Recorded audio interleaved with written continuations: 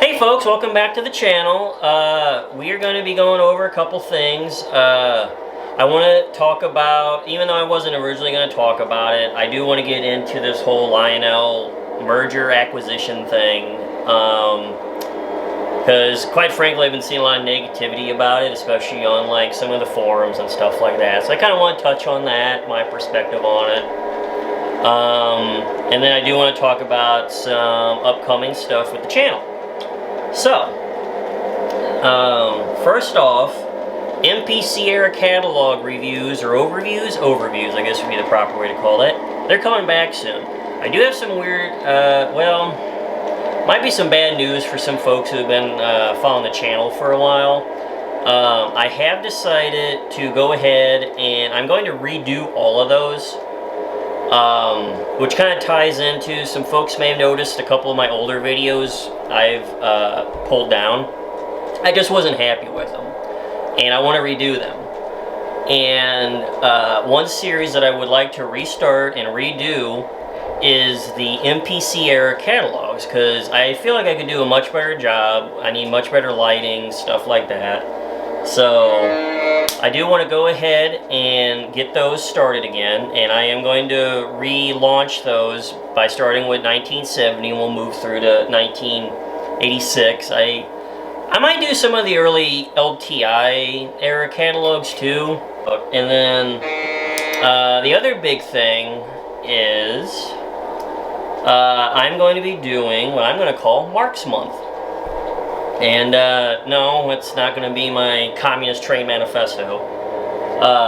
We're going to be going over a lot of the fun tin plate marks that I have behind me and some other things. As a lot of folks might recall, years ago I did some videos on the 3/16ths lineup and a couple other things, and I was actually reviewing those videos while I was cleaning up the channel and you know, other things like that. And I'm not very happy with those videos anymore, and I want to redo those too. But I did pull them down because I know there's a lot of valuable info in there, like with the catalog. So eventually you're going to be seeing some of these videos get pulled down and replaced. But I think Marks Month's going to be a lot of fun. So, which brings me into my next update. After some consideration, I kind of like the format we have here a little bit, where I'm kind of sitting here and we got the train running. So I don't know if I'm actually going to get the tabletop layout back together. I might actually be leaving it as is, this floor layout, because I kind of like this format. I think that's it. I think that's all the updates I want to talk about on the channel. So let's get into the main topic. And I actually have something resembling a script, so I'm not getting too off topic. But a lot of what actually kind of drove me to decide that I wanted to talk about this was I was watching a video. Well, I actually found out about this because the fellow in the video had mentioned it on the OGR forums, which, you know, I'm not very active on, but I am a member. His name's Jeremiah, and his channel is CCMF Trains. And I really enjoyed his take on things. It was very neutral, borderline positive, which is nice, because for some weird reason, this is a hobby where people get very negative when things happen, and I don't really think that's necessary. You know, it's a hobby. You're supposed to enjoy it. And I really liked his takes on some things, and I am going to try to link his video in the description on mine somewhere, because I really do recommend you watch that video. I just really liked what he had to say, and I kind of actually wanted to build off a couple points that he had mentioned that I think I might have some interesting perspectives on.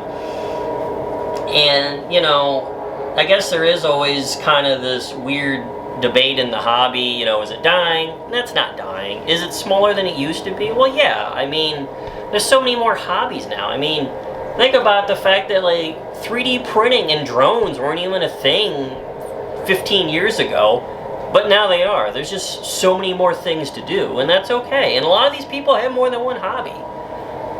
just, you know, model trains being a little bit smaller hobby, it's fine. It's not that big a deal. Obviously, it's still robust enough. We're still getting product.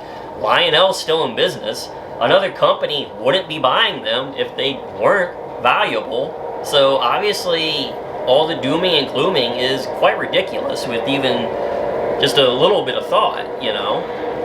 So, I really liked his take on things because it was a lot more nuanced and it wasn't just immediately, oh my goodness, this is the end, you know? And again, I'm almost 40, I haven't been in the hobby forever, but I've been around long enough that it does seem like every couple years there's the, oh my god, you know, and trust me, this will be fine. I don't think they're going to shutter them. I mean, they're renaming the company Lionel Fun Group or whatever, or Lionel Products Group. I can't remember. I should have wrote that down. But you wouldn't be making this new acquisition basically your new corporate identity if you didn't have faith in the product, if you didn't have a desire to expand that market. So for people that are worried about it, I don't think you need to be. But at the end of the day, we're not really going to know until they tell us. If I have one critique, and it's kind of just Lionel in general, I do think sometimes their communication's a little lackluster. It is kind of funny that we found out about it kind of on accident before they told us. But that's it. That's really the only critique. And we know it happened, and they have confirmed it now, so whatever. It is what it is. So I guess that also leads into kind of that discussion that he sort of brought up, which is demographics. And one of his lines I liked was 80-year-old retired white men, and that is a lot of who Lionel does try to cater to sometimes, and that has been a market for them for a long time. But you know, as a almost 40-year-old trans woman, I don't fit that category. And while I do have some things in common, my love of steam, traditional trains and things of that nature as far as size goes, a lot of people in my age group aren't like that. And while it might be surprising to some folks, there are a lot of people in my demographic that are into model trains. And I don't think it's going to be controversial to just say that there's a lot of trans women and trans men, just trans people in general, that like model trains. I run into other people all the time. And some of them are into O-gauge. A lot of times it's more HO and N, you know, the smaller stuff, which I get.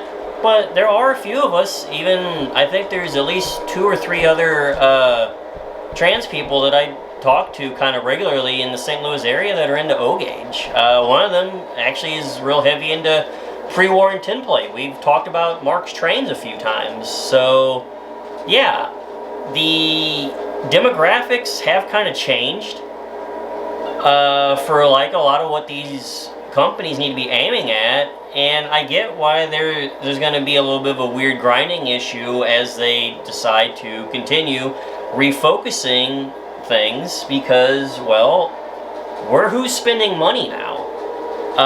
Like with my video earlier, I ordered that GP7 and a couple other random things from the newest catalog. I don't always order something, but I do tend to order something every once in a while. And, you know, it also kind of something to bring up too, that I hear a lot of people complain about, I have no issue with, is the license stuff. I haven't shown any of it. I am going to eventually do a video where I get into some stuff I picked up from prior catalogs, but you might have seen a picture or maybe something flying behind me on one of these trains while I'm talking, of the Bob Ross stuff. And that's something I grew up watching Bob Ross, so that spoke to me. I wanted those collectibles. Are they prototypical? No. They're downright ridiculous, but I'll be damned if I wasn't going to buy a gondola that says Happy Little Trees on it, you know? So there's definitely a place for a lot of different demographics and people that are into different things in this hobby. Okay. So, changing demographics and changing tastes in the hobby are going to happen. Something that was brought up in that video that I referenced earlier was Amtrak with third rail. And it makes sense. When I was a little kid, my earliest memories of anything resembling passenger train service was with Amtrak. And if Lionel did start offering some affordable traditional size Amtrak equipment that fits into that era, I might actually buy it because I remember that. And, you know, that's just where it is. Like with the 8-year-olds there remembering, you know, the New York Central, the Pennsylvania, when Union Pacific actually was running steam, and now I got Amtrak and all the common carriers just do freight. So it makes sense. And I think it'd be foolish for a company to not focus on who's going to be spending their money in the future. If anything, that would be a horrible business practice and will drive them out of business even quicker. So it's kind of weird to me when people get really upset with them for kind of shifting focus when you have to. It happens across a lot of different industries. Automotive. As I've referenced sometimes, I'm in the automotive field. And while, yes, I do love my classic General Motors products, I will always be a Chevy girl. There's a reason why they're not selling 69 Chevelles today in 2026. Do I wish they were? Oh yeah, I bet a lot of people do, but they don't, and there's a reason. And that's just a really good example of why companies have to do this kind of stuff, and why I think it's really silly that a lot of people judge Lionel for it, because otherwise they wouldn't be in business. Look at companies that didn't try to change. You know, there's a reason why the companies that are still here are here. You do have to change with the times to an extent. And if this helps Lionel do that, more power to them, and I'm happy for them, because I would like them to stay in business for a while. I would like to continue in this hobby, and I would hate to see them go the way of K-Line or Marks or any of these other companies. So I feel like I kind of rambled a little bit there, but I just kind of wanted to get my thoughts out there, what I feel, and kind of give a different perspective on some of that, because like I said, a lot of times people kind of get in these bubbles and they focus too much on their own little kind of subgroup within the hobby, when in fact there's these whole other little slices like myself that are in this hobby, and regardless of our backgrounds, identities, or anything, we all love model trains. So to kind of wrap this up, I don't think there's anything to worry about. I think Lionel's going to be in a good position. I think they're going to continue to be in a good position. I don't know. I have no concerns over this, and anybody that's really just giving out too strong of an opinion, you don't even know what you're basing it off of, because we don't really even know anything other than it's happening. So, you know, really, to me, the best way to look at this is just to wait and see, but just not be a doomer boomer about it, because it's gonna be fine.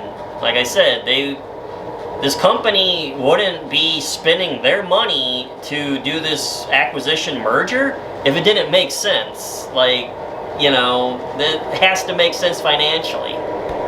So, yeah. Oh, so I also want to go ahead and thank everybody that's been sticking with the channel. There is no doubt about it, I definitely have seen some subscriber numbers go down, but they've actually kind of steadied back out.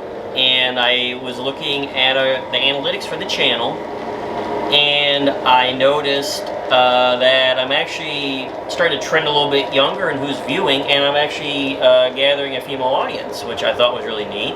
So welcome to all of you.